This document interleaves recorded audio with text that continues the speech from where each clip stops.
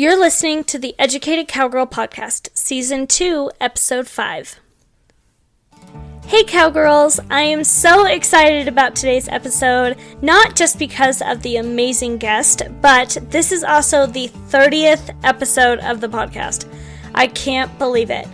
And I can't believe how much the show has grown since I started 2 years ago this month. I have loved every minute of it and appreciate the number of listeners and support the podcast has gotten.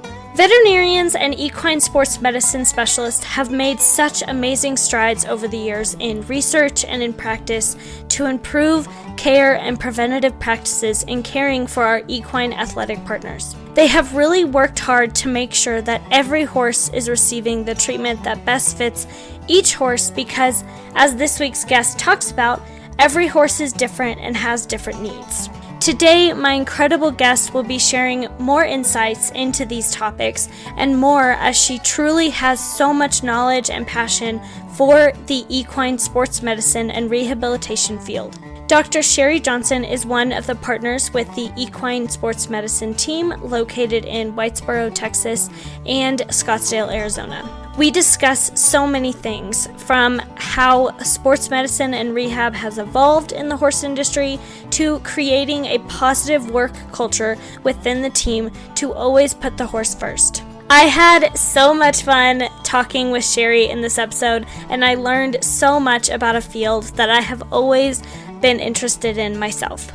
Interestingly, I actually thought I was going to pursue a career in this field after college, but life had other plans. Not to say I still don't think about it sometimes. Anyhow, without further delay, let's get into my conversation with Sherry. But before we dive into this episode, this is your friendly reminder to make sure you are following the Educated Cowgirl podcast on Apple Podcasts, Spotify, or wherever you listen to your podcasts on. And if you want to get a special shout out on social media or on maybe a future episode, make sure you leave a rating and review, as that is the best way for me to know how you are liking the episodes, and it helps me to grow the show.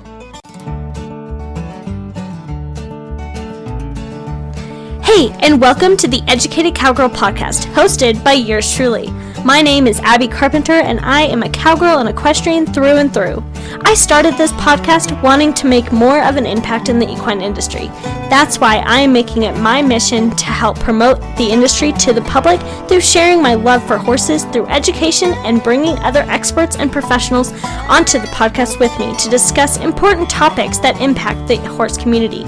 So whether you are a crazy horse lady like me, want to learn more about horses, or want to learn more about the industry, you've come to the right place. On this podcast, we will be talking about ownership, horsemanship, fitness, faith, breeds, and so much more. We believe that it doesn't matter what type of saddle you ride in or the breed of horse you may ride. We all contribute to this community to make it great, and that there is always something to learn from the back of your horse. So grab a coffee and get ready to take some notes, and let's get started. This is the Educated Cowgirl Podcast. Alright, so welcome back to the show, everyone. I am so excited with who I am talking with today, as she is a very accomplished veterinarian with such a passion for equine sports medicine and helping our equine partners.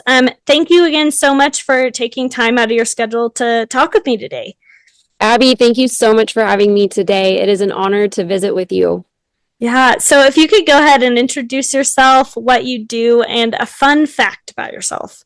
Yeah, so the fun fact question always stresses me out a little bit. I'm not gonna lie, that's always my biggest, what should I say? So, but I have something planned. Well, anyways, it's nice to meet all of the listeners of today. My name is Sherry Johnson.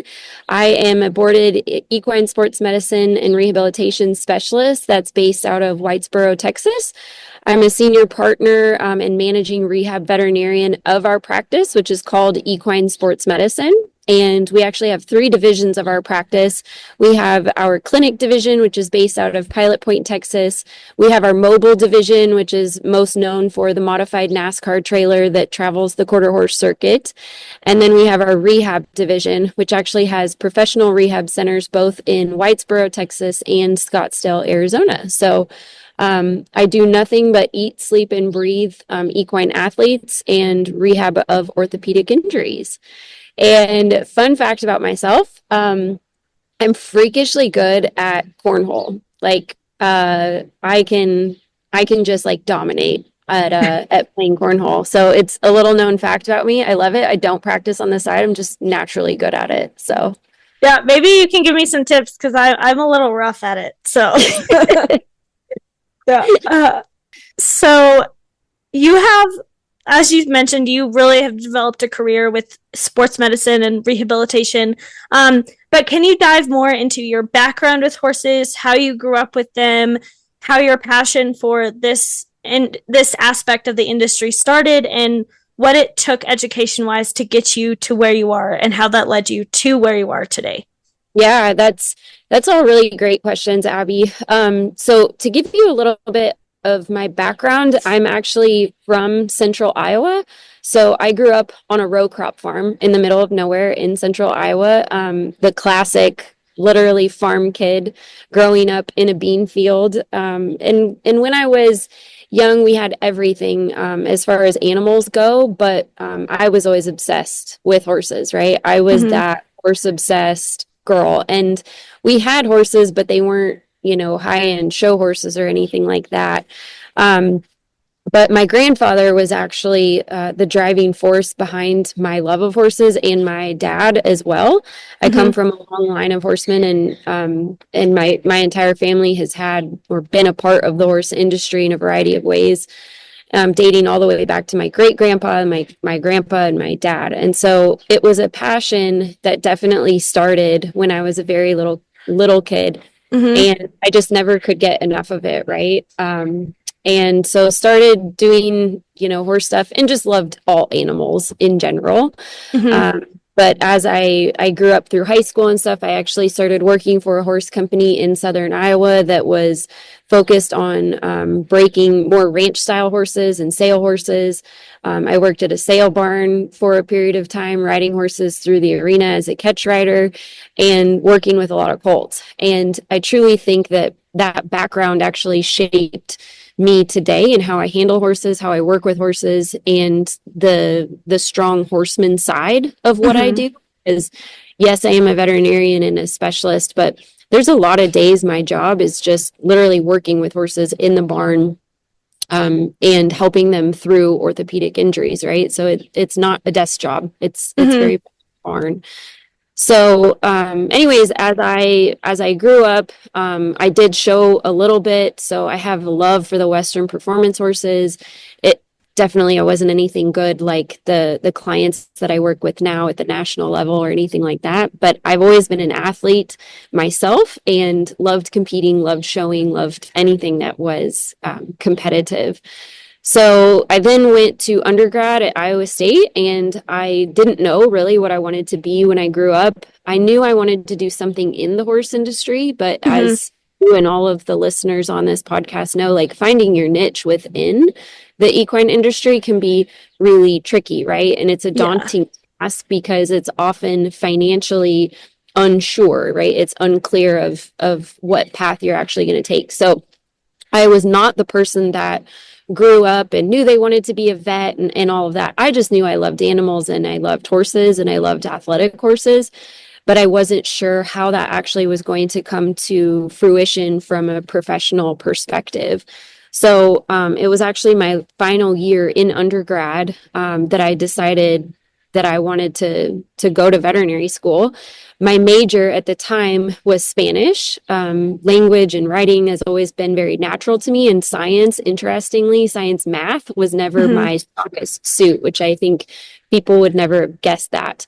But I struggled a lot in undergrad, right? With, am I smart enough? Am I good enough? Can I do this? I think this is a really big lift. And I hadn't convinced myself, right, that I was even smart enough or worthy enough to apply to veterinary school. Mm-hmm. So, if you're listening to this and you're in that phase of life, the twisty 20s, I call them, right, where you're not really sure Mm-hmm. what that path is, like, take the risk. You can do it. I promise you are good enough. So anyways, it was my final year in undergrad. I decided to apply for veterinary school, Mm-hmm. and I got in. I did my veterinary training at Iowa State University. Mm-hmm. Once I did that, I transitioned into an internship at Equine Medical Center of Ocala Okay. and loved it. Had a wonderful experience. Shout out to my EMCO family. To this day, I keep in touch with them. And then I, again went through the am I good enough thing. I want to work on athletic horses, and I'm out of veterinary school, but I still don't really feel like I know what I'm doing. So what's the next step of training that I could pursue? And that was the collaborative residency with Equine Sports Medicine in Colorado State University that's focused on sports medicine and rehab. So I applied for that. It was kind of interesting. The position that I wanted at the time wouldn't open for another year. And so there was somewhat of a gap year, right, where I had this chunk of time that I needed to kind of wait and make sure that I got the position that I wanted. And so I actually ended up doing some advanced imaging training with one of the radiologists at CSU. It was one of the best years of my life. So did nothing but studied and looked at and learned MRI, X-ray, ultrasound, all of those things. Then transitioned into my residency, and then from there went on to become a senior partner in this practice. So yeah, here we are today. Yeah, no, and I love that. I love what you said about you didn't know if you, because of your science issues, you didn't know if you were good enough. I think, as you said, a lot of students can really adhere to that, because I know I went through a lot of things in college where I didn't think I was good enough to do this and good enough to go on to do certain things. But no, I love that. Yeah. And I think anyone who tells you, especially in their 20s, that they have it all figured out and like completely mapped out, that's a lie, right? There's no way. You kind of got to go with the ebbs and flows of doors that open, doors that close, and taking those opportunities that your gut tells you are a good thing, right? Yeah. But it can be so intimidating. And the horse world can be really cliquey, right? Like there's Yes. definitely a click vibe to it. And I think there's so many people that would be so valuable in this industry that don't actually stick with it because there's somewhat of an intimidation and kind of a closed circle feel with it. So Yes. Yeah. And it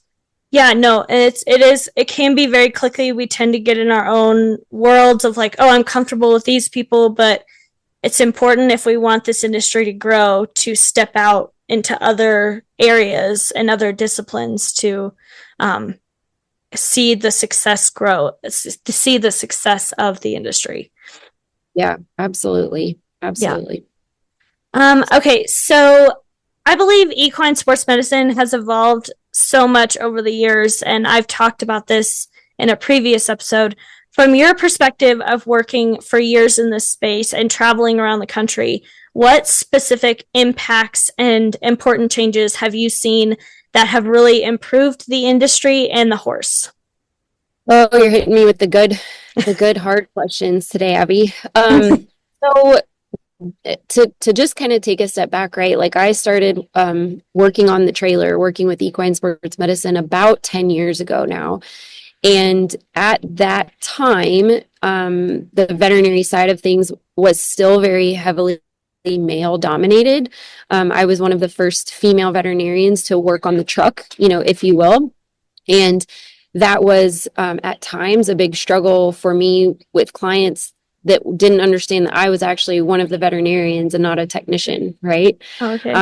And so there has been a big shift in veterinary medicine going from heavily male dominated within the equine space to now being mostly female veterinarians, and female veterinarians coming out of that school and training avenues and things like that. So that's definitely been one of the bigger shifts from the veterinary side of things.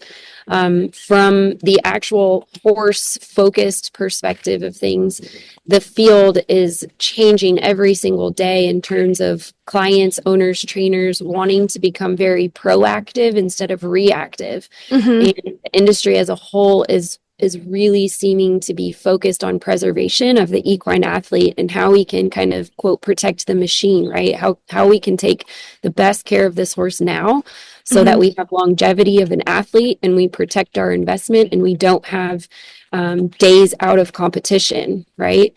And it doesn't always matter the financial piece of it. There's also that ethical piece, right? Of taking really good care of these horses.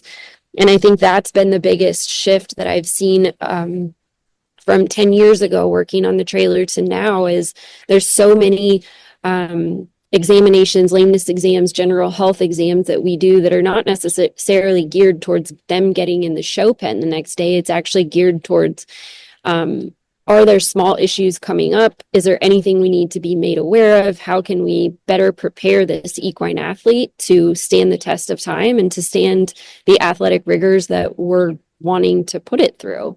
So I think that has really been the biggest shift. And, 10 years ago, if you'd have said, I want to be our practice wants to be the only board certified owned and operated rehab centers, one of very few in the country, right? People would have said nuts. People did say I was nuts. And they did tell us as a practice, it's never going to work. It's never going to pencil. People aren't going to send you their horses, right? And here we are running our second rehab center in Arizona with a third on-site location kind of in the works already. So that's been a really exciting shift, is to see those horses come into rehab and then leave rehab with a plan, with guidance, with a whole team of people around them. And some of these athletes that we work with are not necessarily down and out injured, right? They're just super high-end athletes that owners and their trainers have acknowledged that, especially during the off season, there's a way to gain a competitive edge and to have those horses even healthier coming back into the season. So that's where, I think things are so exciting in the sports medicine and rehab field right now. Oh no, I love that. So with these improvements, and you touched on it, but what number of cases do you see that are either surgery, recovery, injury, or preventative care? As you said, getting the horse healthier to perform. By far and away, most of the horses that we work with are injured. I would say probably, 70 to 80% of them are really high-end athletes that have had an injury that comes alongside being a really good athlete, right? And using your body and being the physicalness of each sport. Interestingly, we see all different disciplines of horses within that 70 to 80% injured range. By far and away, our practice and my work specifically is most known for Western performance horses. But our practice also on the rehab side of things, we work with tons of show jumpers, Grand Prix level show jumpers, dressage horses, 3-day eventers. I've done some endurance horses, which are really fun. We've done some racehorse stuff. There's been kind of anything and everything. Peruvian Pasofino stallion was one of my favorites, imported from Peru. Cool. So there's an opportunity that I've had to learn about each of these sports, right? And what makes them different and unique, because how a gymnast, for example, would train would be very different than a bodybuilder, right? Or a tennis player or a triathlete. So taking into consideration those nuances in training. So I would say by far and away, mostly injured horses. I think the top 3 injuries that we see on the rehab side of things are deep digital flexor tendon navicular issues, the dreaded hind suspensory. We see a lot of stifle issues, and then we get quite a few neurologic cases, neck cases as well. Early on in my career, I was dealing with only what I call the dumpster fire cases, right? Only the worst of the worst, because they were horses that were not going to be fixed with time alone, with injections alone, or a medication alone, right? They truly needed pillars of physical therapy in order to get them progressing in terms of their clinical development and progress. So I think now we get some of the cases, I call them prehab. So horses that are going to undergo planned orthopedic surgery, but we get them in to start working on their general health, targeted muscle strength training and things to make them a better post-op patient so that they're not completely behind the 8 ball on things. So that's been, definitely a shift, that prehab concept of things. And then, like I said, there's the targeted strength and fitness conditioning type cases that probably make up 20 to 30% of the horses that we see. So those are horses that are in between big competitions or, in an off season period and starting to work back towards the season. And those trainers have acknowledged the role of athletic training, basically, eccentric loading, targeted muscle strength training, resistance band work, proprioceptive stimulation, a focus on neuromotor control, balance, all of those things that actually culminate in really high-end athleticism. So Yeah, I would say that those are kind of a day in the life, right, of the horses that we have in rehab. Yeah, no, that's great. So would you say that orthopedic surgery patients is the type of surgery you most often see? Or is there any other type of surgeries you guys get? We do see post-op colic surgeries, so horses that have had, abdominal surgery. Sometimes we've had mares that have had ovaries removed, right? So laparoscopic ovariectomy, that would be another one. Some horses are recovering from upper airway procedures and working on building back cardiovascular strength and fitness. So I would say we have orthopedic surgeries, meaning surgeries on legs, right? Predominantly arthroscopy or joint related surgeries. We then have the post-op colic patient where, they actually have to incise through some of the major abdominal muscles as part of the surgery, right? And working to get those horses back more safely and more efficiently back to athletic workload. And then kind of everything else, right? The upper airway horses, the laparoscopic stuff, kind of more of the miscellaneous type. But yeah, for the most part, orthopedic surgeries are by far and away the most that we see. But yeah, no, that's fascinating. The ovary removal surgery is interesting. Yeah. Yeah. Okay, so you mentioned this a little bit, but there has been a lot of growth with the Equine Sports Medicine Team over the past few years, from expanding locations. You're currently at the Arizona location, and you're offering more services. How do you think this has benefited the business through this expansion, and have you encountered any challenges with it? And if you have, how were you and the team able to overcome them? Well, I don't know how much time you have, Abby, but there's always challenges, right? So my partners, I have 2 business partners, Dr. Josh Donnell and Dr. Cameron Stout. They are married.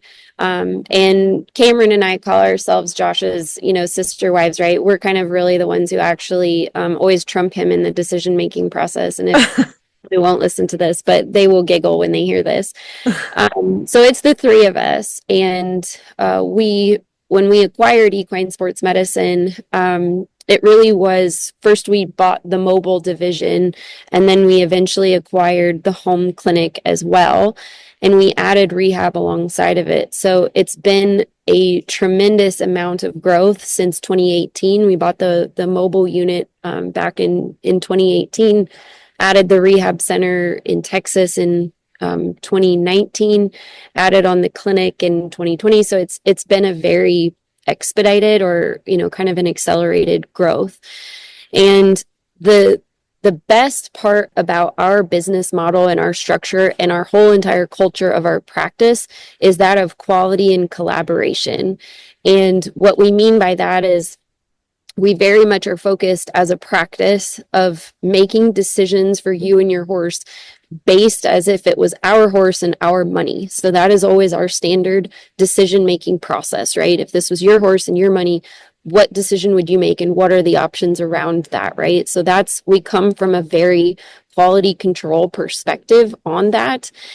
And the other thing that we're heavily focused on is that collaboration and working together. And what I mean by that is each of us in our practice, myself, Josh, and Cameron, we each have a different niche within the practice. Cameron is very surgery focused. She completed a surgical residency and she's the major person that cuts things in our practice.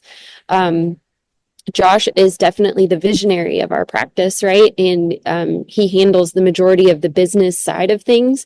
And he's also the space filler, right? He kind of does the reining shows, the other shows that I don't do. And then there's myself that really is focused on the rehab and also some of the mobile division as well, those horse shows.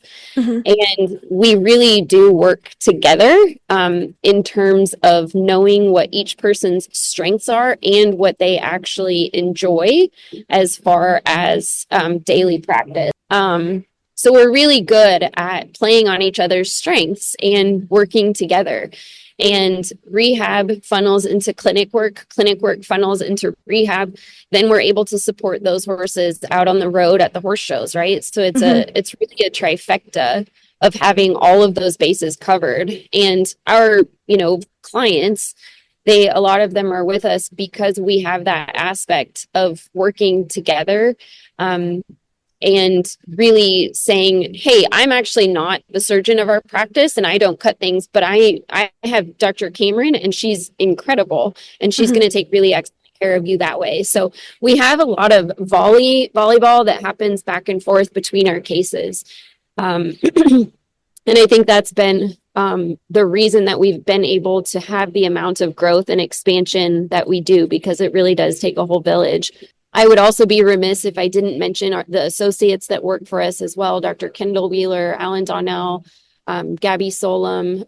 We've got interns at the practice. Dr. Tabitha Sternberg is our current resident through Colorado State University. So, and we have numerous technicians, a fleet of technicians actually that are incredible horsemen and really do help us all pull the wagon in the same direction. So it's not just me, it's a whole fleet of people. And one of the struggles that we've had, right, is really identifying your village and getting that core group of people that are like-minded and really heavily focused on that long-term goal as well. And that's always an evolving process, right? And that's no matter what sector of the equine industry you're in, finding your tribe, right, is always part of the battle. Yes. For me, I think the biggest thing that I have dealt with through my career, right, is just kind of convincing and teaching owners and trainers the value of physical therapy and the role of that and what that actually means, right? Because some people think we do massage therapy. Some people think we do acupuncture. We don't actually do any of that. That's more of the holistic side of it.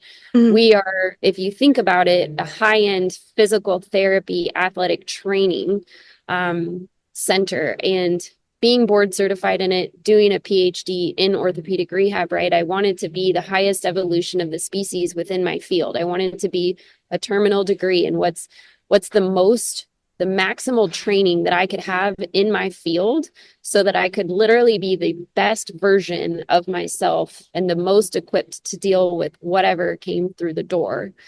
And I think that oftentimes people just don't understand that piece of it, right? And what that means. And what rehab means for one horse in one case isn't the same as the next case, because every single horse is different. They are singular in their road to recovery and what it takes to work with them, right? And if I had any piece of advice for veterinary students out there, it's literally to work with the horses and get horse handling experience and work with difficult horses and actually learn from trainers, work with trainers, pick their brains about reading the situation, the behavior of the horses, all of those things. So it's been a long journey, Abby. I could probably talk about struggles for a very long time, but it has not been an easy path. It's taken a whole team of people to get us here.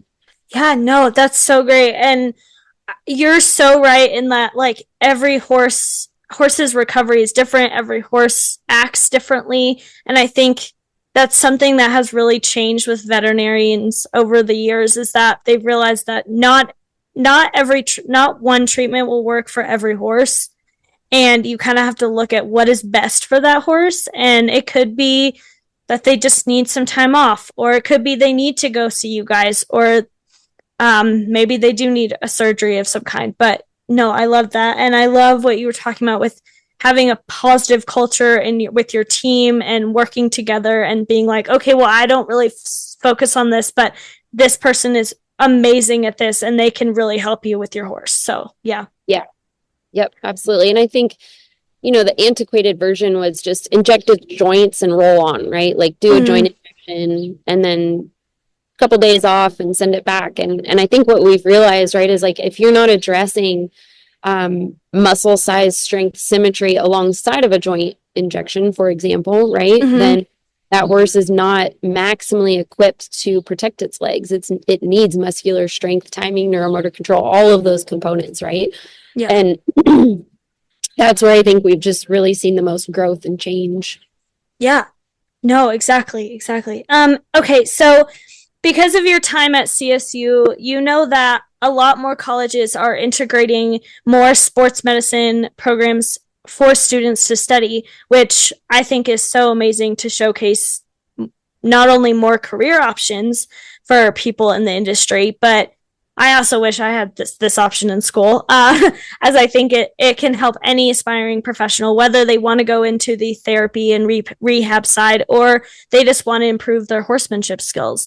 As someone who went through one of these programs, what was the biggest impact for you?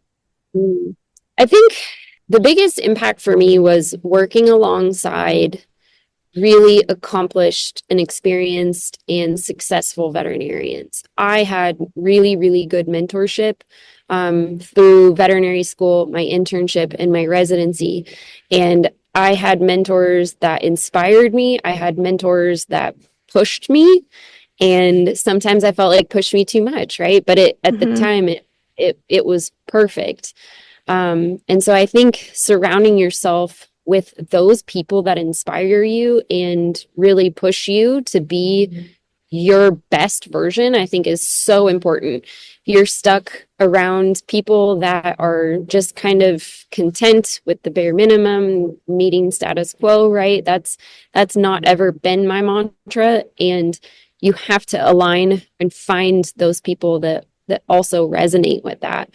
The field of rehab is pretty confused right now, right? You've got three types of people that are offering quote rehab, right? You have people that are just horsemen, usually retired trainers, whatever. They hang a shingle and they say, we're opening a rehab center, and they have actually no training in physical rehab and tissue recovery and tissue healing. But they're really good horsemen. And so there's some value in their horseman piece of it, right? But they don't actually have any training in the recovery process. And then you have a subset of veterinarians, right, who are not specialists, who are just also establishing a quote rehab center, and they're veterinarians, but they don't actually have training in rehab.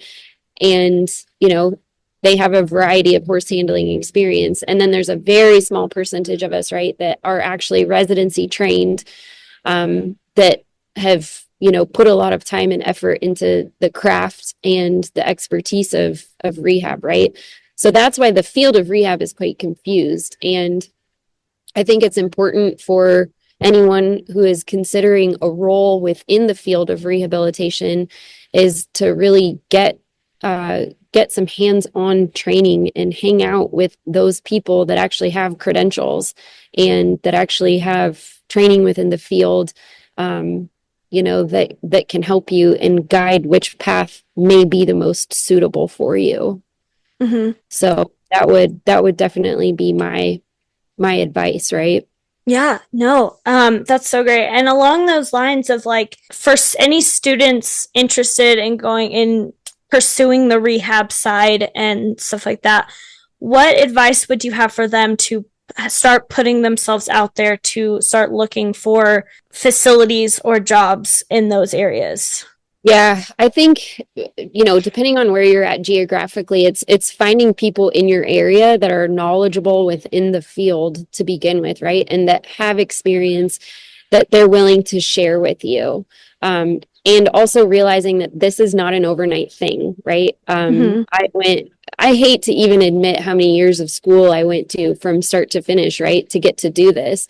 And I get emails from people weekly who have no training or completed a 2-year plan, and they think that they are going to step in and do the exact same thing that I do.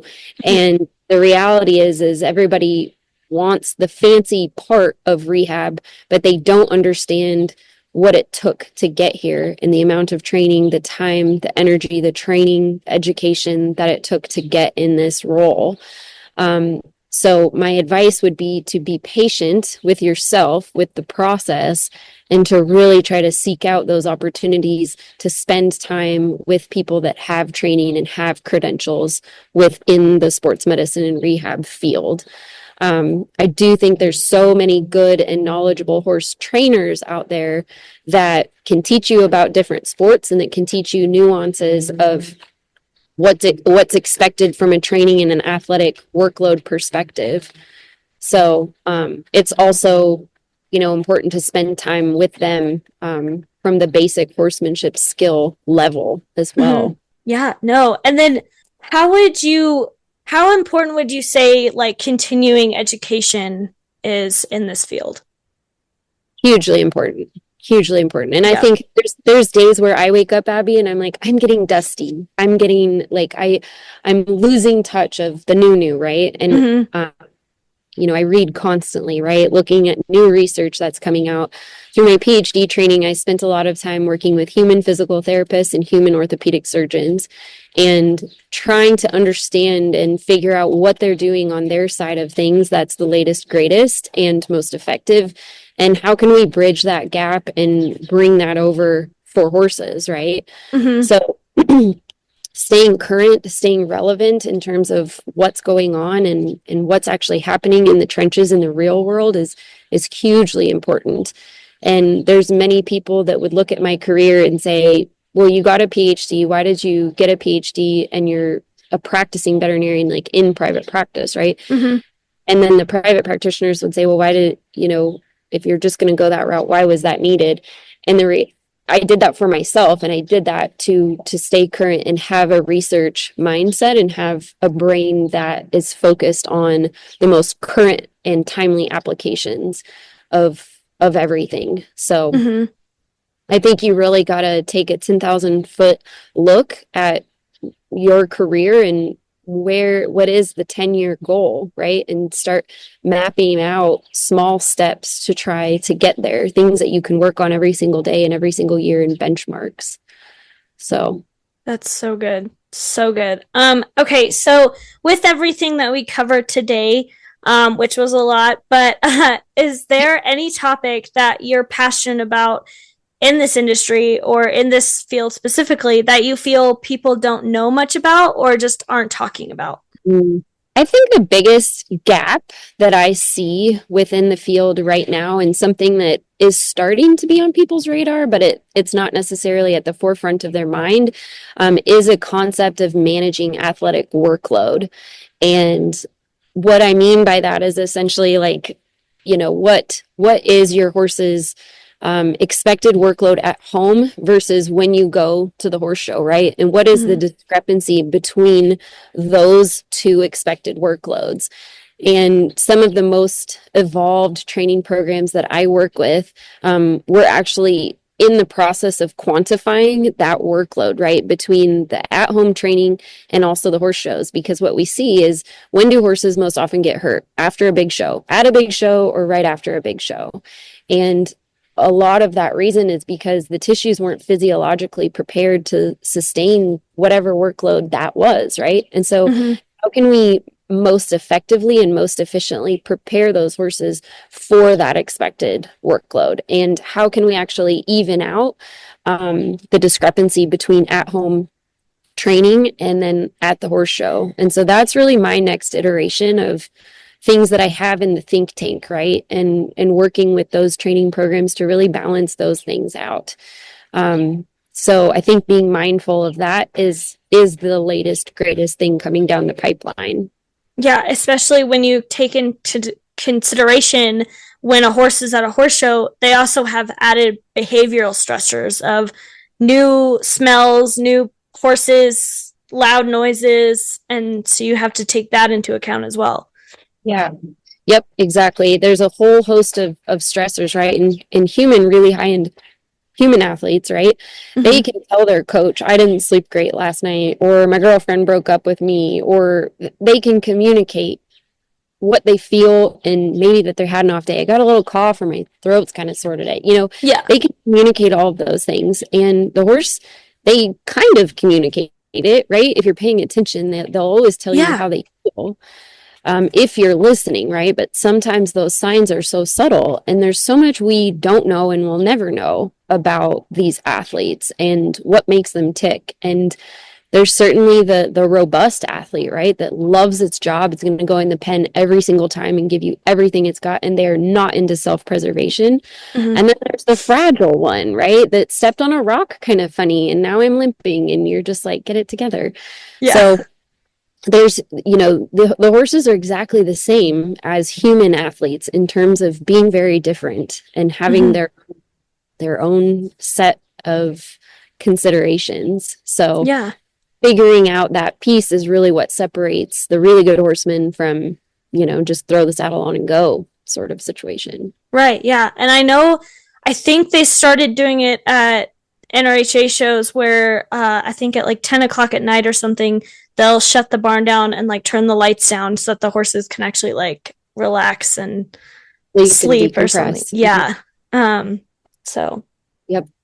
Yeah. Okay. So in your own words, what does it mean to you to be an educated cowgirl?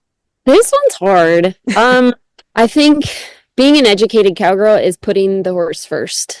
I think at the end of the day, you have to put your horseman hat on and you have to be a good advocate for your horse because no one else is going to do it. And I think that's really what that means to me is really putting your horse first and trying to always do the best by the horse as much as they try to do their best for you. So that was a tough, Abby. That question. No, I love that. I love that because that's something I always like to be known for is to put the horse first. So, yep. Thank you to Medica Equine for sponsoring this podcast. Your generous support means so much to me that you believe in my vision for the Educated Cowgirl podcast and will help me to continue to grow the show. Are you having trouble with your horse's skin? Scratches, dew poisoning, rain rot, sweat itch? Most available formulas are greasy and smelly and contain harsh chemicals. Medica is formulated by an equine veterinarian using natural ingredients to be pleasant to handle, gentle on the skin, and incredibly fast and effective against almost all skin issues. And we all know in the horse world, horses aren't the only animals we have. These products also work great on dogs too. Veterinarian level skincare without calling the vet.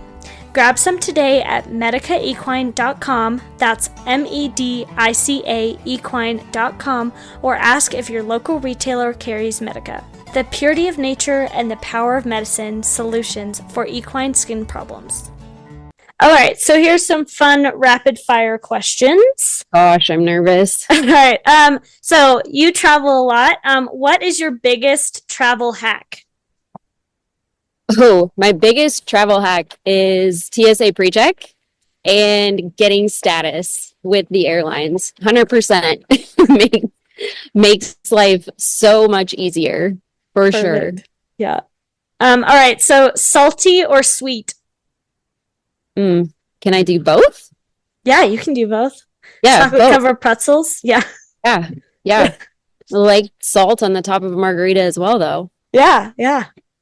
All right, so if you could invite any 3 people to a dinner party, who would it be?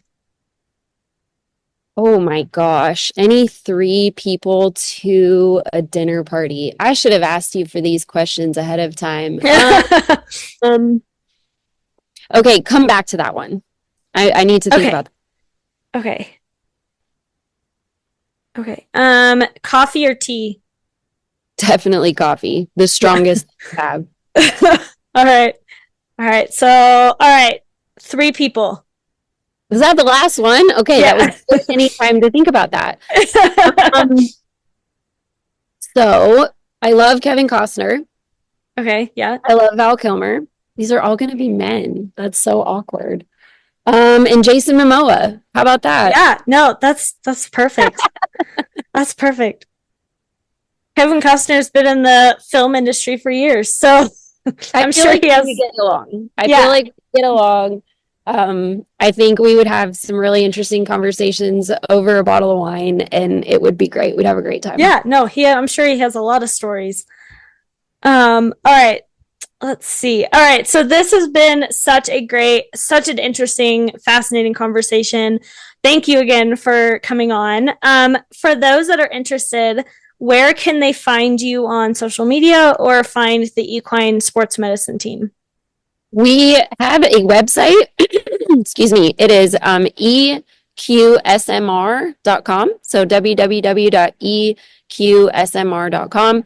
We are on Facebook and Instagram. Our Instagram handle is at Equine Sports Medicine, all spelled out, ESM. So at the end, it's 2 E's in a row, at Equine Sports Medicine, ESM. And then my personal Instagram is at Sherry J DVM. And yeah, we're on all of the things. Yeah. All right. So what is your next travel stop where people can see you? We will be at the Arizona Sun Circuit is our next in just about 10 days. So we will have our big trailer here at the Sun Circuit.